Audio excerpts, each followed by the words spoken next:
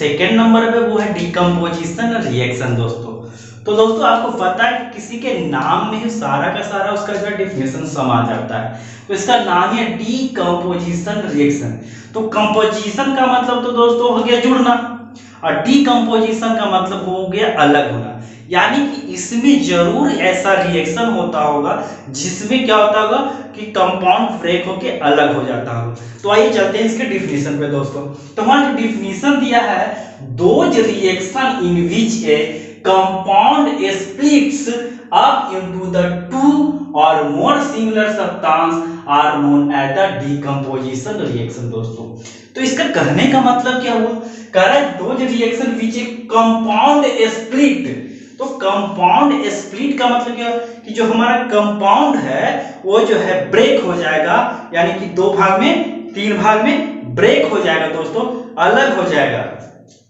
Up into two or more simpler substance, दो और उससे ज्यादा सिंपलर सब्सटेंस में क्या हो जाएगा, हमारा जो आपका कंपाउंड था ब्रेक हो जाएगा दोस्तों। और ऐसे ही रिएक्शन को हम एक नाम देते हैं जिसका नाम है डिकम्पोजिशन रिएक्शन दोस्तों। उसके बाद इसका जो है इस तरह से लिख सकते हैं कि ए बी एक कंपाउंड था दोस्तों, ए बी कंपाउंड के ब्रेक होने से, ए बी कंपाउंड के ब्रेक होने से जो हमारा न्यू जो सब्सटेंस बनकर आया, एक बनकर आया ए और दूसरा बनकर आया मेरा बी आया दोस्तों। उसका कहता है दोस्तों कि decomposition reaction is just the opposite of combination reaction.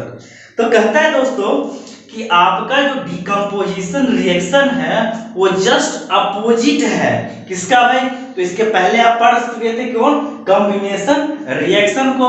उसमें क्या हो रहा था कि आपका दो एलिमेंट्स क्या कर रहा था, आपस में ऐड हो जाता था और ऐड होकर एक नया जो है सब्सटेंस यानी कि नया कंपाउंड बना देता था दोस्तों। यहां पे क्या हो रहा है कि यहां पे जो कंपाउंड है वो ब्रेक हो जा रहा है आपका जो है एलिमेंट्स में, सब्सटेंस में दोस्तों। इसका मतलब हुआ कि उसमें जो है दो जुड़ रहे थे, तो इसमें क्या हो रहा है दोस्तों, दो अलग हो रहे हैं। तो इसी कारण इसको कहा गया कि यह जो है डिकम्पोजिशन रिएक्शन जो है अपोजिट है किसका, तो कॉम्बिनेशन रिएक्शन का दोस्तों। सब एग्जांपल्स देख लेते हैं दोस्तों। तो जो मेरा पहला एग्जांपल है वो है कैल्शियम कार्बोनेट दोस्तों। तो कैल्शियम कार्बोनेट आप लोगों ने देखा होगा दोस्तों, क्या देखे होंगे, तो आप लोग सिंपल से जो है पहले है चूना का यूज जो है हमारा घर को जो है पोतने के लिए, यानी कि पेंट करने के लिए होता था।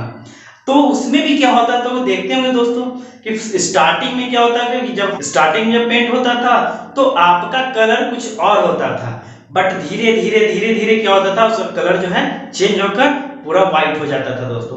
तो यहाँ पे वो चीज समझिएगा, यहाँ पे क्या होता है जब कैल्शियम कार्बोनेट को हम लेते हैं, यानी लाइमस्टोन का दूसरा नाम है, उसको हीट के कंपेरिजन में जो है डिकम्पोज करते हैं दोस्तों, तो ब्रेक हो जाता है और कैल्शियम ऑक्साइड और कार्बन डाइऑक्साइड बनाता है दोस्तों।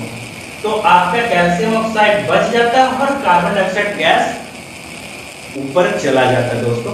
तो इस कंडीशन में क्या होता है, तो कैल्शियम ऑक्साइड का हम लोग बहुत सारे यूज कर लेते हैं। इसको जो है अब सीमेंट वगैरह आता है, तो सीमेंट फैक्ट्री में भी इसका यूज किया जाता है दोस्तों।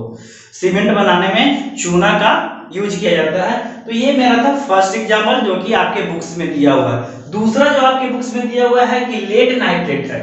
लेड नाइट्रेट जो कि स्टार्टिंग में उसका कलर व्हाइट कलर का होता है और हीट के प्रेजेंस में जब डिकम्पोज करते हैं दोस्तों तो वो भी दो भाग में डिवाइड हो जाता है। और जो मेरा पहला बनता है वो बनता है लेड मोनोऑक्साइड, और उसका कलर भी क्या हो जाता है, चेंज होता है। यहाँ पे व्हाइट कलर का था, अब उसका कलर जो है चेंज होकर येलो कलर का हो गया दोस्तों। इसके साथ साथ क्या होता है दोस्तों कि आपको नाइट्रोजन डाइऑक्साइड मिल जाता है और आपका ऑक्सीजन मिल जाता है। ये दोनों जो है दोस्तों गैस के रूप में मिलता है, जो कि रिएक्शन करने के साथ ही ये ऊपर की ओर चला जाता है, यानी कि बाहर निकल जाता है दोस्तों।